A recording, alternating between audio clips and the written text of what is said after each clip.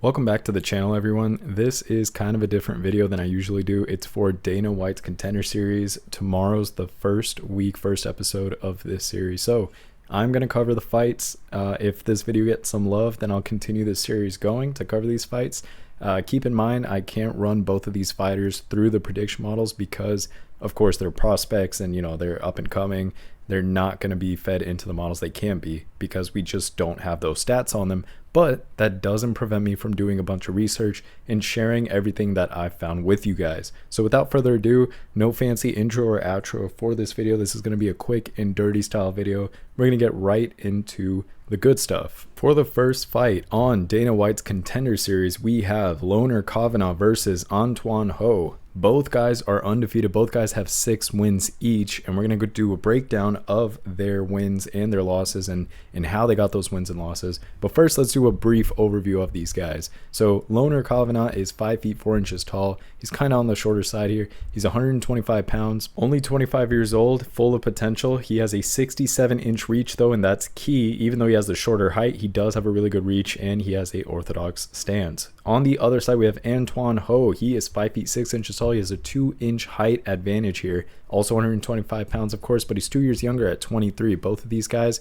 huge prospects, and they have a ton of potential in the UFC if they can earn their contract. So that's the key. That's why I love this show. That's why I love watching Contender series. I haven't ever done a video on it before, but I'm excited to do one now. I saw a comment suggesting it, and that was from a user named Wealth Bazaar. So I really appreciate your suggestion, and I would be more than happy to cover Dana White's Contender series. So let's keep it going. Antoine Ho, he has a reach of 66.5 inches. He's just half an inch shy of having the reach of Loner Kavanaugh, and he kind of has a switch stance. So that's kind of interesting, putting up a switch stance against an orthodox. And a lot of people don't break down the difference between the two. So orthodox stance is the most common stance. It's where you have the left foot forward and the right foot back, and that's typically favored by your right-handed type of fighters, which again is majority of people. Now the advantages of having the orthodox stance is that you get a lot of power generation because of that rear dominant hand. It's always cocked back, ready to go. Also, there's a lot of familiarity because they train extensively in that specific stance, so a lot of people are just well versed with that stance. And lastly, you have good defensive stability because you can kind of outmaneuver different attacks and even kind of defend takedowns. While the switch stance, on the other hand, the advantages there is the unpredictability of the switch stance. It's always keeping your opponents kind of confused and guessing. It disrupts their rhythm, and it makes it really hard for them to predict some of those moves and counterattack efficiently. It also creates a good amount of angles when they're fighting, so that's going to be a little bit of an advantage that Antoine Ho has coming into this fight. He can use those angles and kind of adapt throughout the fight and exploit some of those weaknesses in a more traditional orthodox style stance. But let's go ahead and get back into breaking down the record of these two. I'm super hyped for this card. I mean, I'm already starting to ramble. I had coffee before this video, so let's go ahead and jump in. So Loner Kavanaugh, he has 6 wins. 3 of those wins came from KO/TKOs, and one of them was via submission, meaning the other 2 came from decision. Pretty well balanced fighter, able to get the knockout, has good power in his hands, also has a submission in his back pocket. So, and when we take a look at his record, he had 1 fight in 2024, his most recent wins coming in March of 2024, and his oldest win is March of 2019. So he's been very active in the last 5 years, fighting once or twice many years. He fought once in 2023, twice in 2022, and twice in 2019. He's fought in Cage Warriors, and he did pretty well there. He won 4 fights. He landed 2 KO/TKOs there, and he landed 2 decision victories. So he's able to control fights, get it to the judges, and get a unanimous decision. And he's also able to land a KO/TKO in the 3rd round. The 2 KO/TKOs that he got in Cage Warriors were both in the 3rd round. So he's not a round 1 all or nothing kind of fighter. He can take it later into the rounds and still get a powerful finish. And then the 2 fights that he had in 2019, one of them was a guillotine submission. That was against Danny Misson. It's a very interesting last name, but we will keep pushing forward. The other one was a KO/TKO in the 2nd round. It was in the 4th minute in Rise of Champions. So he's been in Cage Warriors, Fight Star Championship, and Rise of Champion. He has some good skills there. He trains out of Great Britain Top Team, and the world's this kid's oyster. I mean, he is very, very talented. We're going to talk about his style and how it matches up against Antoine Ho's, but first let's review Antoine Ho's record. So Antoine Ho has also won 6 fights. 3 of those were via KO/TKO and 1 was via submission. Surprise, surprise, that's the exact same record as Loner Kavanaugh. So this kid, he is 23 years old. He trains out of MMA Lab. He is called the Highlight, and let's take a look at his record. So recently in 2024, he's coming off of a unanimous decision victory against Miguel Sanson, and that was in LFA. His entire professional fighting career, in fact, has been in LFA, and his most recent win is back in February of 2024. Before then, he had 3 fights in 2023. He won all 3 of those, of course. The most recent one was in September, and he landed a KO/TKO in round 2. So he's also able to get a KO/TKO a little bit later in the fight. He doesn't have to really rely on the first round. The other 2 fights in 2023, one was a unanimous decision victory, and the other was a knee bar submission. Very interesting. He landed that in round 2.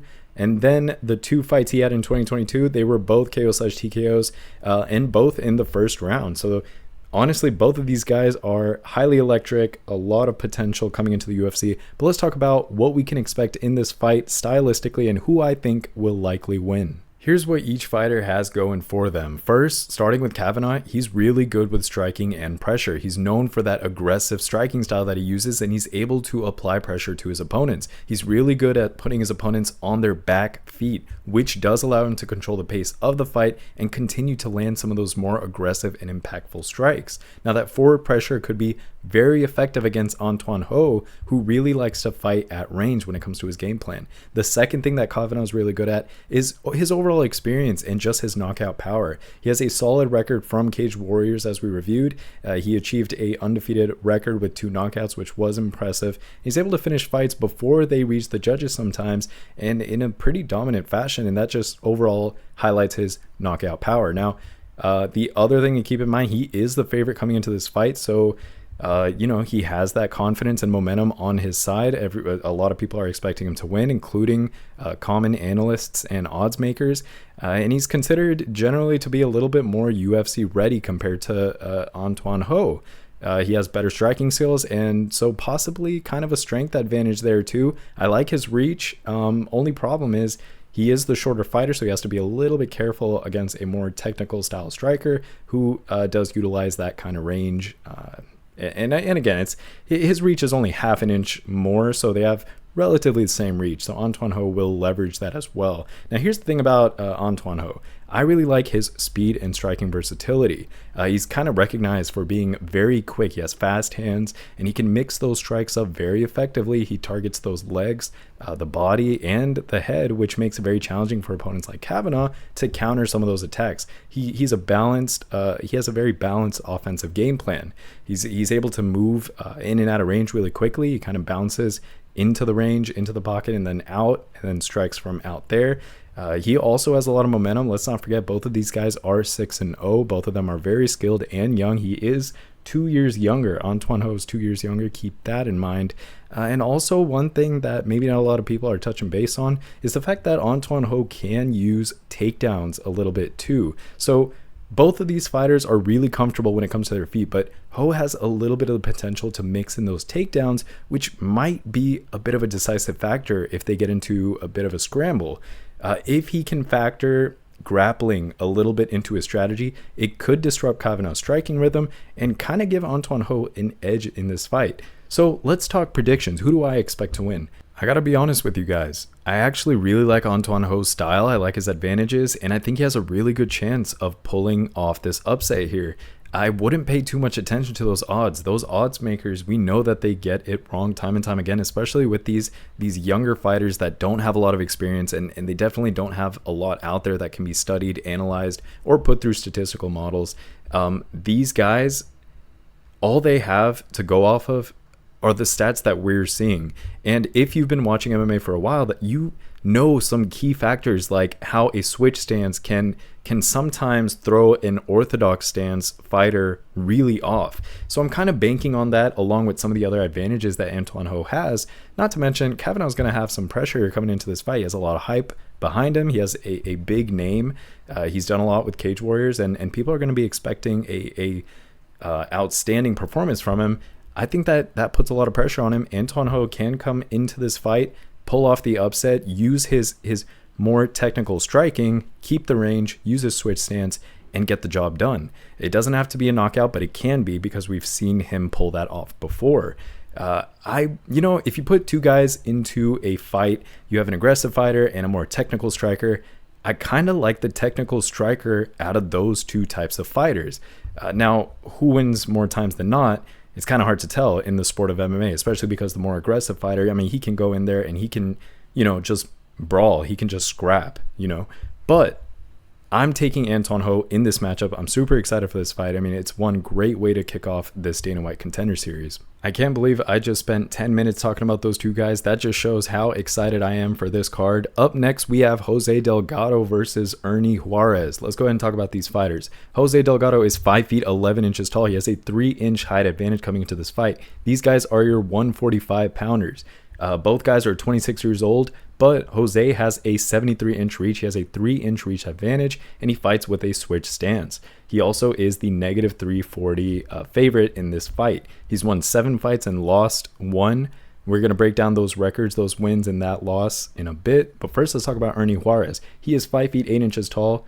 He's also 145, of course. He's 26 years old, and he has a 3-inch reach disadvantage with a 70-inch reach. His stance is not marked on these stats. So let's go and break down those records. Jose Delgado, he has 7 wins, 1 loss. 3 of those wins came via KO/TKO, and 4 of them came via submission. So he has a 100% finishing rate. He has no decision victories under his belt. This guy gets the job done every single time. Majority of his wins, in fact, 5 of his wins are within the very first round. His only loss was a unanimous decision loss. That was in the 3rd round, of course, and that was in the UFL, and that was back in February of 2023. So his most recent fight, July of 2024. Yes, this guy's just coming off of a fight a month ago against Lucas Faria, and that was via KO/TKO. He knocked him out in the very first round in LFA. Before then, he fought Alberto Romo. He defeated him via KO/TKO in the 3rd round. The 2 fights before that, he landed submissions in both of those fights. He got a Darce choke and a rear naked choke, one in the 1st round and one in the 3rd round. He's been kind of in a bunch of promotions. He's been in LFA, UFL, Tough Enough, Cage Warriors, UFL, Freedom Fight Night, and RUF MMA.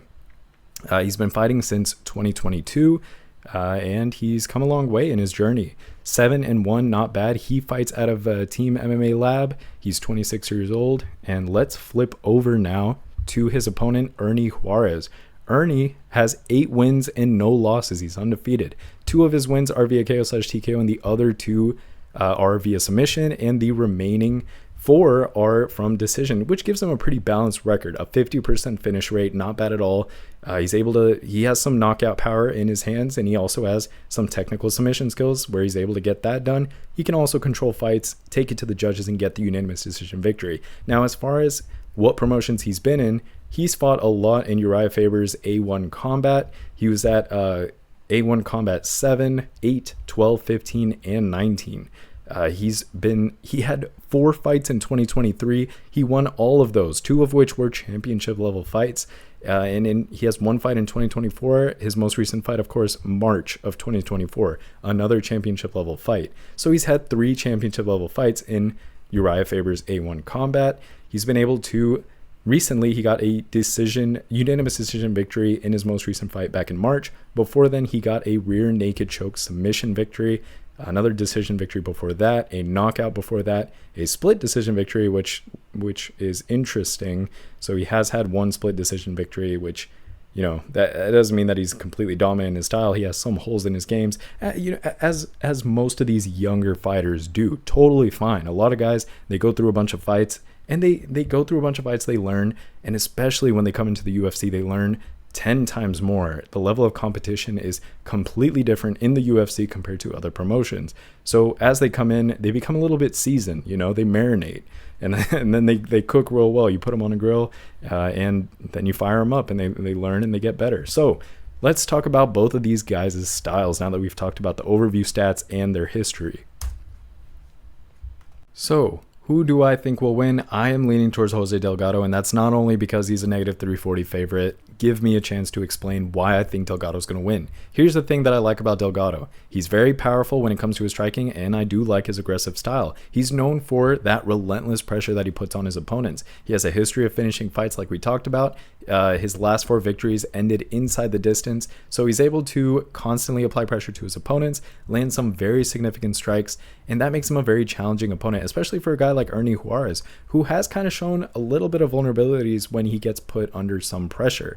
I do like Delgado's experience overall. I like his training. I think he's going to be prepared on this fight. Now, here's the thing. He's stepping in on short notice, but he does benefit from a really strong training environment, and I think that's going to prepare him to handle some various scenarios coming into this fight. In fact, I think he's more prepared given his background. Now, Ernie Juarez, if you wanted to make it a case as to why he's likely going to win, even though he's the underdog, keep in mind he is undefeated, even though he has that 1 split decision. So I'm sure that that's contributing a little bit to the amount of confidence and momentum he has coming into this particular fight. He's also kind of a versatile fighter. He has those heavy hooks, and he does use some effective wrestling and grappling as well. We saw his record. It's pretty balanced overall. He has a couple KO/TKOs, he has a couple submission victories, and then he has 4 decision victories. So he could take the fight kind of anywhere he wants to and try to get a lead early on and then carry that to his victory. He's also a pretty good counter striker. If you've seen some of his highlights, he uses some of those like heavy calf kicks and some good right hands to capitalize on his opponent's mistakes. So here's the thing though, Delgado does have that aggressive style, so Juarez is, he might look for those opportunities to exploit some of those openings and land some significant counter strikes, which could turn the tide in his favor. I mean, it wouldn't shock me too much, but in this particular fight, I still think that the advantages that Delgado has should outweigh the ones that Juarez has. It's a little bit hard to tell and predict with these Dana White Contender Series type fights, especially because you don't have too much to go off of when you're making your analysis and predictions, but I'm trying to tell you guys where I'm headed with my thought process. I try to back it up with as much as I can. Of course, some of us are going to agree to disagree and we'll have different opinions, but that's okay. That's the fun of it, right? You watch and root for your fighter. I'm going to watch and root for my picks, and we're just going to have fun. We're going to see these new prospects. These guys are going to become seasoned fighters in a few years, and then we're going to look back at this video and say, hey, we actually predicted and talked about some of these fighters. Up next, we have Mikhail Sazhiniani. Wow, say that 20 times fast, and I'll give you $200. I'm just kidding. Don't hold me up to that. Anyways, we have him against Bruno Lopez. This is an interesting one. So let's talk about some overview stats. Mikhail is 6 feet tall. He's 205 pounds. So these are the big boys. He's 27 years old. He has a 71-inch reach, and he has an orthodox stance. Now, when we flip over to Bruno Lopez, here's the differences. Bruno Lopez has a 2-inch height advantage coming into this fight. He's 6 feet 2 inches tall. He's a giant. He's 31 years old. He's 4 years older, making him a little bit more seasoned overall, but also putting him in an interesting range when it comes to his age and where he's at in his professional fighting career. We're going to look at his record in a little bit and see how much experience he has under his belt. His reach, 74 inches. He has a 3-inch reach advantage coming into this fight, and he also fights in an orthodox stance. So you have a right hand versus right hand. We do have a little bit more stats on this guy. We have a significant strikes landed per minute rate of 5.29, which is pretty high overall, especially given the heavier weight. His accuracy, though, low, 35.09. So what that tells you right there, basic mathematics. He's a volume fighter. He lands a lot of volume, or he throws a lot of volume. He only lands 31% of it, but he's still able to get five strikes landed per minute. That's pretty key. So let's go ahead and break down both of these guys' records. So when we take a look at Mikhail Sazhiniani, his record is 13 wins and 2 losses. Now, 11 of his wins were via KO/TKO. And he has no submission wins, so his 2 other victories are coming via decision. He does have 1 loss via KO/TKO and 1 loss via submission, so he has a couple of holes in his games, but again, he's had a lot of fights. 13-2 in Dana White Contender Series, 27 years old. That, you know, he has good experience. You're going to lose a couple here and there when it comes to you being up and coming and going through some of these promotions. It's natural, nothing too crazy. He fights and trains out of Spitfire Gym. Interesting gym name. Recently, his most recent fight was back in March of 2024, where it was a championship level fight in the Georgian Fighting Championship Series 26. He landed the KO/TKO in the first round in the second minute, and that was back in March. Before then, he had 3 fights in 2023. He won all of those. 2 of those were KO/TKOs. 1 was a unanimous decision victory, and the rounds are kind of spread out. One of those KOs was in round 1.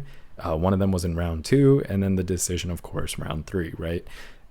He's kind of landed a crazy amount of KOs/TKOs. Now that we talk about it, how have I not pointed this out a little bit earlier? 11 of his 13 victories were via KO/TKO. That gives him a very high KO/TKO finishing rate. That means he's going to be a tough opponent for Bruno Lopez. So speaking of Bruno Lopez, let's flip over to him and check out his record. He has 12 wins and only 1 loss. 5 of his 12 wins are via KO/TKO. 5 of his wins are via submission. Very interesting, balanced fighter. And the remaining 2 are via decision. His 1 loss was via KO/TKO, so he probably got caught in a fight. He's 31 years old. Even though he's 31, he has less fights under his belt than Mikael. That's pretty interesting. Just by a couple, though, nothing too crazy. So, you know, age doesn't really equate to experience. Keep that in mind. His most recent fight was a championship level fight in LFA. That was back in January of this year. He won that fight with a arm triangle submission in the second round. Before then was his first loss in his career back in September of 2023 against Brenson Ribeiro, and that was in Dana White's Contender Series Season 7, Week 5 within the first round. So this guy did suffer his first loss. He bounced back immediately and won the championship in LFA. So let's talk about these guys' styles and who I'm leaning towards and why. First, I'll talk about the good things for both of these fighters and what they have going for them in this fight. So when it comes to Mikael Sazhiniani, he has really good knockout power. He's been on a tear lately, and he brings in a lot of KO and TKO power. He's able to end fights decisively, and that could be very dangerous against Lopez if he's able to catch him, close the distance early on, and drop him. He has that aggressive fighting style. He often throws some of those wild types of punches with bad intentions, and that style can be very effective against a fighter who might not be as prepared or confident for such a relentless style of pressure. I mean, I could see this fight going in such a way where as soon as the fight begins, Mikael kind of charges forward and starts just throwing some wild shots trying to catch Bruno Lopez. Keep in mind, he also has a little bit of momentum coming into this fight. He did really good in that previous fight in Georgian Fighting Championship for that light heavyweight title, and that's probably going to give him some confidence coming into this fight, especially having dealt with that high pressure type of situation. Now, on the other side, when we take a look at Bruno Lopez has a few things going for him as well, especially on the technical side. He does have that grappling and submission skill set that he's bringing in. He's a Brazilian Jiu-Jitsu black belt, so that gives him a significant advantage on the ground. He's able to secure those takedowns and finish fights with submissions if he needs to, as we saw in that recent rear naked choke. And that could be kind of a key factor against his opponent, Mikael, here, if he's able to get him down and control him there. He also does have the ability to redeem himself. We saw him suffer that loss in Dana White's Contender Series, which was huge, but he came back. He came back. He popped right back, and he got a huge victory. So he's an adaptable fighter, and he's a technical fighter, and he's going to really bring the fight to Mikael.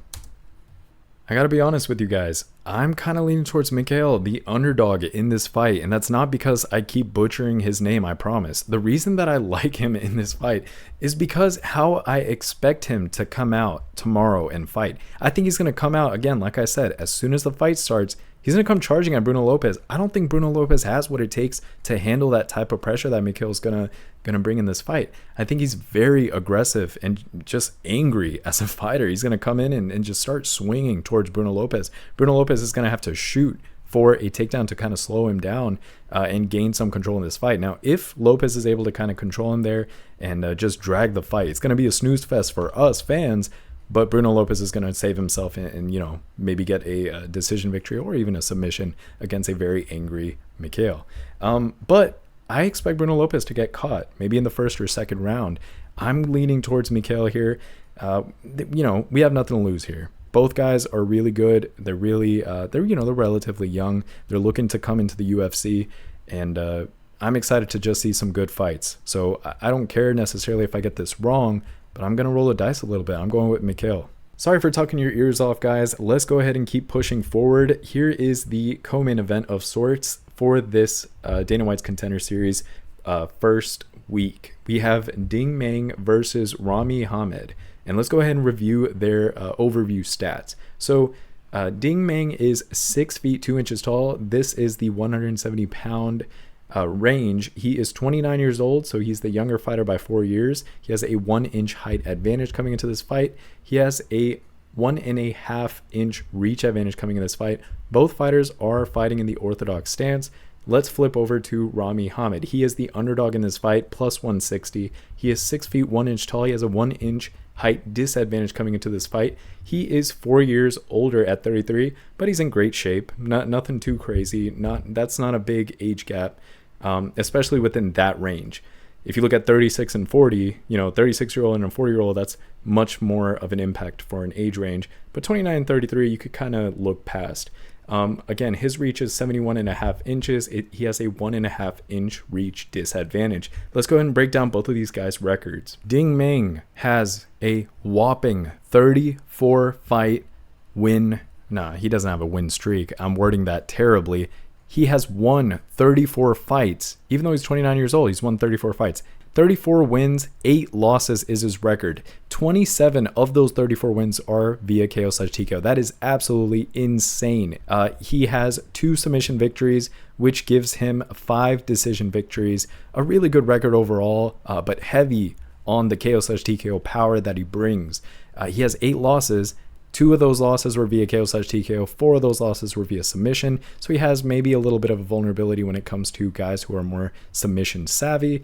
And that means that 2 of his other losses were via decision. So let's see how he's done recently. He's had 3 fights in 2023, of which he lost the first one, which was back in April. But then he ended up winning in July and in October via KO/TKO in the second and third round. He loves fighting out of GCK, which is Ju Chang King Night Qualifier. That's where he loves fighting, or GCK Fight Night, Cage Series, all that, but it's all under one promotion. Before then, he fought once in a One Champion, or actually a couple times sprinkled throughout his record. He has a very interesting and very colorful record. I mean, this guy's been fighting since December of 2015. How old was this kid 9 years ago when he started? He was 20 years old when he started fighting. He's had one hell of a record. I mean, I respect this. He fights out of Black Tiger Fight Club, and he is the assassin. He really is an assassin. So his opponent, Rami Hamed, he has 12 wins, 3 losses. 8 of those 12 wins are via KO/TKO, which is pretty good. 1 of those wins was via submission, which means the other 3 were via decision. He has 3 losses, and all 3 of those losses were via submission. So he has a bit of a weakness when it comes to guys who like submissions. But on the bright side, this is going to be a great fight. Both of these guys, they're going to kind of avoid submission and scrambling. They're going to stick heavy to the keeping the fight on the feet is what I'm expecting here. But now that we've kind of broken down the record, but here's something that's really screaming out to me right now. This guy, Rami Hamed, he hasn't had a fight since December 2022. He did score that KO/TKO in that fight, but since then he hasn't been active. That's big. That's actually huge. Since then he has not been active. Before then he fought once in 2021, once in 2020, twice in 2019, and then it trickles back from there, going back to 2015. So this guy has not been an active fighter. And now that I think about it, that's going to have a huge impact on this fight. Whereas Ding Meng, I mean, he had 3 fights just last year. Sure, he hasn't been active for the last 8 or 9 months, but that was still really good back-to-back fights coming off of a loss in April. So let's talk about both of these guys' styles. who I'm leaning towards and why. Here's what I like about both of these guys. First, starting with Meng, he has that knockout power and experience. He has secured a lot of his career's victories, as we saw. Out of those, 34 wins, I believe 27 of those were via KO/TKO. That's insane. He's a very dangerous striker in this welterweight division. Now, he also has 42 professional bouts under his belt, which is absolute madness. I mean, he's been very, very active in the last 9 years. The dude was born to be a fighter. He took it, he ran with it. He stayed active, he stayed disciplined. Respect to him for doing all that. He also uses a lot of forward pressure when it comes to fighting, and he really sticks to that boxing range. He's aggressive, but he also uses that forward pressure with the aggression. He closes the distance really well, and then he effectively fights at this boxing style range, which could be absolutely crucial in neutralizing Hamed's game. Hamed likes to really utilize those kicks, and I think that because Meng is going to fight within a boxing range, and that's his game plan, I think that that's going to kind of neutralize some of the kicking ability and advantages that Rami Hamed is going to have as a fighter. He's going to get inside that range. He might be able to leverage that powerful striking and secure that victory. Recently, of course, Meng has done really well. He came off of that loss and then went into back-to-back wins in 2023. He is the more active fighter as well. Keep that in mind. I think that that's a huge thing in this fight. And that's probably why he is the favorite in this fight, or at least a key aspect of that. Now, let's flip over to Rami here and talk about this underdog. He's really good with those leg kicks. He's demonstrated a very strong kicking game, and he's won with some leg kick TKOs, which is absolutely insane on his record. He's able to use those calf kicks very effectively. And I think that, to play devil's advocate here, that does have the possibility of disrupting Meng's forward pressure as a fighter and some of his striking rhythm. It's very interesting seeing the style of two different fighters and seeing that how their styles are going to connect and mesh, and who has the pros and cons in each of their fighting styles, and how the whole thing's going to play out. So I love talking about this stuff with you guys and sharing my thoughts. So if Hamed is able to maintain that distance and utilize those kicks strategically, I think that he could outpoint Meng and potentially secure a finish here. I also like his training and his strategy overall with MMA Masters. That gym is popping off. It's doing really well. They have a lot of good fighters that are moving up pretty quickly. Again, he's also on a crazy good streak. Only problem is he hasn't been active since 2022, and that's a huge problem when it comes to fighters. You want to stay active. And I know some people don't believe in ring rust, and they believe in muscle memory. Hey, I believe in muscle memory too, but you got to be active. 2022 is insane. It's 2024. We're wrapping up 2024. So I would have liked to see Rami Hamed fight a little bit more. I'm not sure why he was out. Again, these guys had to do some last minute research on all of these fighters and put together this freestyle video. So forgive me for not having all of the facts and knowing everything about these guys, but I will share what I've seen, what I've researched, and my notes here. I am leaning towards Meng here. I think that I like his fighting style. I think he's going to be able to neutralize the kicking advantage that Hamed have. I think Hamed's going to be a little bit rusty coming into this fight. I don't think he's going to be as active or capable of being able to mitigate someone who's as technical and dangerous and aggressive as Meng. So final verdict for this fight will be Meng. All right, guys, we made it to our main event. I've talked your ears off. Please forgive me. We have in our main event Mansour Abdul-Malik versus Wes Schultz. Both of these guys, crazy good, young, with nothing but potential and skill. Let's talk about both of these guys. So Mansour Abdul-Malik is 5 wins, 0 losses. He is a strong favorite coming into this fight at -340. He has a height of 6 feet 2 inches tall. He's 185 pounds, 26 years old. He's 2 years younger. Both guys are the same height, by the way. This guy has a 2-inch reach advantage. He has a 79-inch reach. Both fighters fight in a orthodox stance. Let's switch over to Wes Schultz. He is a plus 240 on the odds. He has 6 wins, 1 loss. Now, he's 6 feet 2 inches tall. He's 2 years older at 28 years old, but again, age is not going to have a huge impact here. He has a 2-inch reach disadvantage. Keep that in mind, and he is orthodox as well. But let's go ahead and add some context to these guys' records. Let's figure out how they collected those wins and losses. First, let's start with Mansour Abdul-Malik. He has 5 wins, 4 of those came via KO/TKO, and 1 of them was a submission victory. That gives him a 100% finishing rate. He's never taken a fight to the judges. He's fought previously in Shogun Fights, ex-MMA, Jonathan Ogden Foundation, Shogun Fights, and LFA with LFA 176 Johns versus Walker. That was February of this year. So yes, most recent fight, February of 2024. He had 2 fights back in 2023, 1 in May and 1 in October. And then he had 1 fight in 2022 and 1 in 2021. His 2 most recent fights, he ended with a first round KO/TKO. Actually, whoa, something's screaming at me when I'm taking a look at his record. All of his finishes came within the first round. This guy is an absolute beast when it comes to the first round. That's massive. The fight that his 3rd most recent fight that he had in May 2023, that was a submission victory via guillotine that he landed in the first round as well. And before that, he had the 2 other KO/TKOs. Great fighter. He's fighting out of MMA Masters, 26 years old, very young, and nothing but potential.